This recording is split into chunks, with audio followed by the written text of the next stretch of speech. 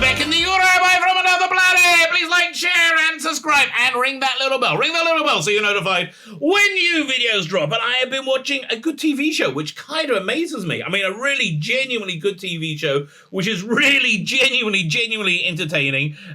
Peacemaker, and I didn't expect to like it at all, and I was very on the fence going into it. I said, I'll check it out for the channel. Maybe it'll be something worth talking about.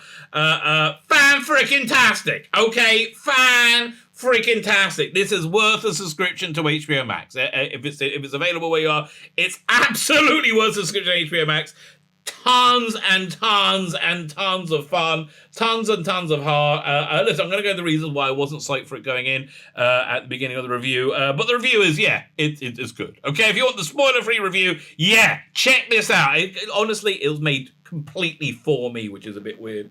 Fine, so like, share, subscribe, comment, Rumble. If you're on Rumble, hit the Rumble button. If you're on YouTube, hit the Rumble button. If you can find it, hit a Rumble button. I'm not opposed to being rumbled, baby. It has been said the Rabbi likes a good rumble. Like, share, subscribe, comment, Rumble.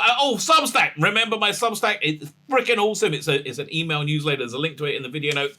It is fan-freaking-tastic. I put comics out in it all the time. We have Comic Sunday, The Ice Warriors. I'm putting out a new strip as well called Red Ghost on Fridays. That's only going to be like for you're only going to get the beginning of that. Then it's going on to the paid one. The paid one's $5 a month, and it's going to have just fantastic awesomeness all the way through it. Fine. I think that's everything. Like, share, subscribe, comment, Substack. Yes, all those things are very good. What else is very good? Peacemaker. So I wasn't psyched about this going in at all.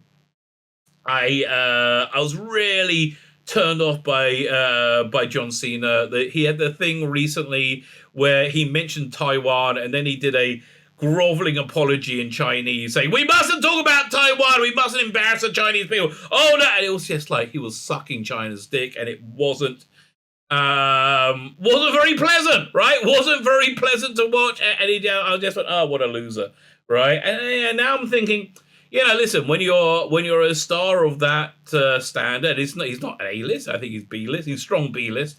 You have a lot of people that their incomes are surrounding you. So I'm like prepared to be more forgiving. Although I don't know, but who cares? Basic bottom line: James Gunn also very, very on an absolute different place to me. Socially, politically, whatever. We have very different worldviews. But they know how to do their bloody job, right? They know how to do the job, which is entertain us, right? And it is entertaining. It's clever. It's good. It's fun, right? They know how to do the job. And because they know how to do the job, they can talk about things that are important to them without feeling like we're being lectured to.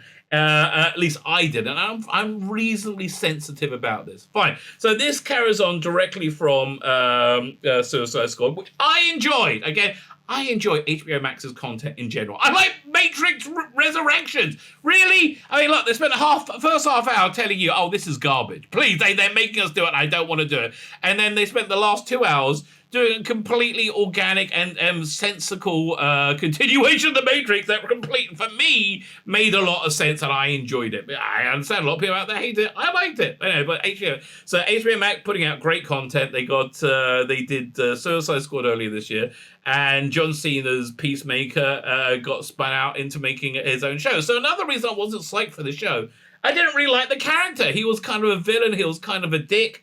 In it, and he's nearly, you think he's killed in the movie, and then at one of the many post-title sequences, he turns out he's alive, right? So the premise is now he's the killer for a black ops unit, a superhero black ops unit, and that's essentially the plot. But there's a hell of a lot more going on than that. So firstly, you get a lot more into his character, and he becomes a lot more sympathetic. This is, your bottom tier superhero, which has an idea which it's been done before. I think it's been done very, very well here. It was done before in things like Mystery Men, which I quite liked. Everybody else hated. Again, another thing I liked, everybody else hated. But it's your absolute bottom tier superheroes. So you got your top tier superheroes like Batman, Wonder Woman. That's kind of like your YouTubers like who was it? Tim Pool or Crowder, who had the millions and millions of subscribers. Like, that's them, right? Then you got your mid-tier superheroes like Green Arrow, right? And that's kind of like, your nerd-erotic geeks and gamers, that sort of thing. Yeah, and Hills versus Babyface. And then you got your absolute bottom-of-the-barrel bargain basement heroes, kind of me. Okay, that's where you are now, yeah. And then kind of these real deeply redneck heroes are all kind of deeply losers.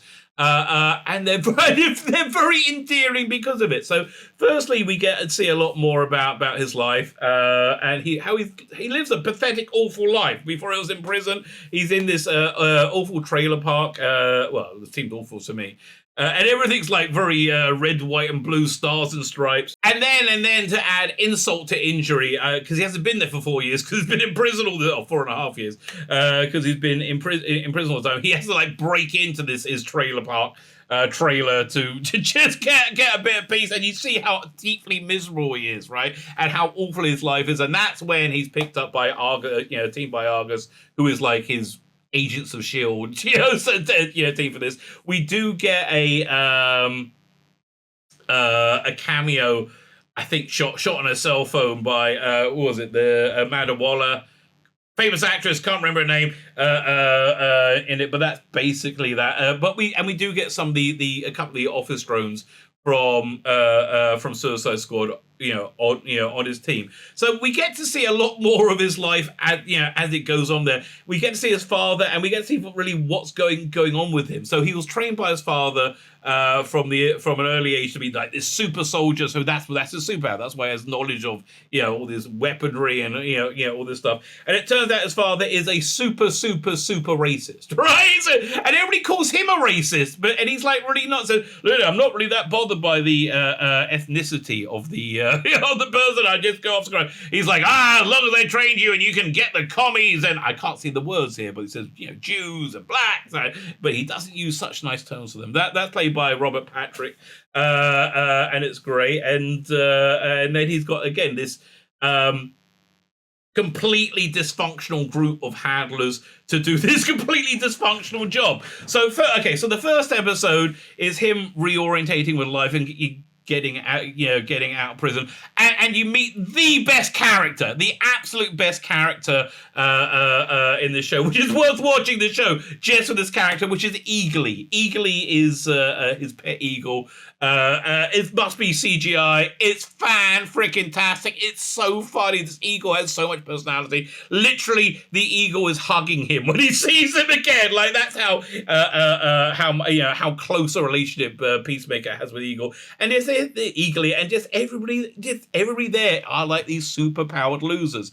This is really brought to the fore by the end of the first episode, where at the beginning of the second episode, which is, again, redneck superheroes. This is what you got to think. Redneck superheroes. For some reason, he's got to. I don't want to spoil anything because I really, really want you to go and watch it. For some reason, he has to escape an apartment building that's being surrounded by police after something incredible has happened. But he noticed a bunch of really good music albums that he wants to steal at the same time. So he's got this stuff and he's trying to break out, and he keeps getting hurt, and it's just so incredibly useless and dysfunctional as a superhero. It's so incredibly endearing and funny, and you just want to watch more and more and more.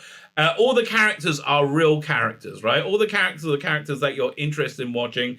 And they got a good story as well. They got a good, exciting plot that leads you through it. The humor is dirty, which I like a lot. I like a naughty joke. Do you like a naughty joke? I like a naughty joke. The music is fantastic, and the opening sequence is... I cry with laughter when I watch it. It's this really lame dance number done by the entire cast, doing it badly. But they're doing it fantastically, and they're doing it badly at the same time. This is an absolute strong recommend. I really hope you guys go check it out, because it's so rare you get something good on TV. I think the best thing I saw on TV the best new show I saw last year was Resident Alien. This is in the same vein as that, but much, much better. So if you remember how much I liked Resident Alien, I liked it a lot. This is really fantastic. Again, dysfunctional redneck loser superheroes in a dysfunctional redneck loser life. Oh, I also got to mention his friend that comes into it in the second and third episode, Vigilante.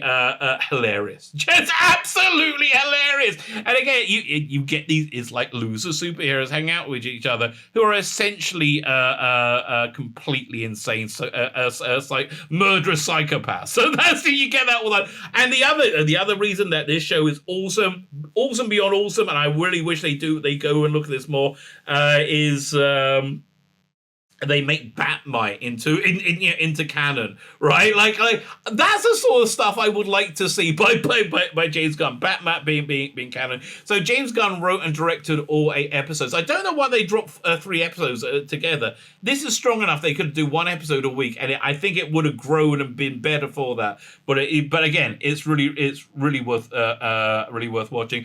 Other characters. What other characters going to mention? There is also.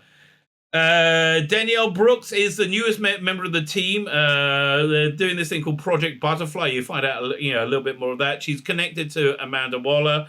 Again, she's your normie. She's your normie being sucked into the world of superhero espionage, even though it's low level redneck superhero espionage. And she's got a life. She's one of the few lesbians on TV where she strikes as being a real lesbian, not just like, oh, let's get another lesbian. And she has lesbian and pets, and the pets are all very very cute. And so you got her home life going on. Freddie Stormer plays Vigilante. Just his characterization is so. Again, we all have friends like this. Fantastic. I can't even pronounce the guy who plays the leader of the Black Ops unit. Chuck Wandi Iwoji is Clemson Munn. And he's a cut price male Amanda Waller. And the guy who was with the orange beard in Suicide Squad, he's in it, Steve Agee, and he gets piss taken out of him constantly. Jennifer Holland plays Amanda Harcourt, and she is smoking hot through the entire thing. Weirdly enough, the one scene she goes to a bar and she's hit on by several people and says, "I just want to have a drink. Why can I get on wearing makeup, but why can I do that?" And then a little bit later on, they do kind of very much objectify her. She's running around with not wearing much on, and I quite enjoyed it. But she's very good in this.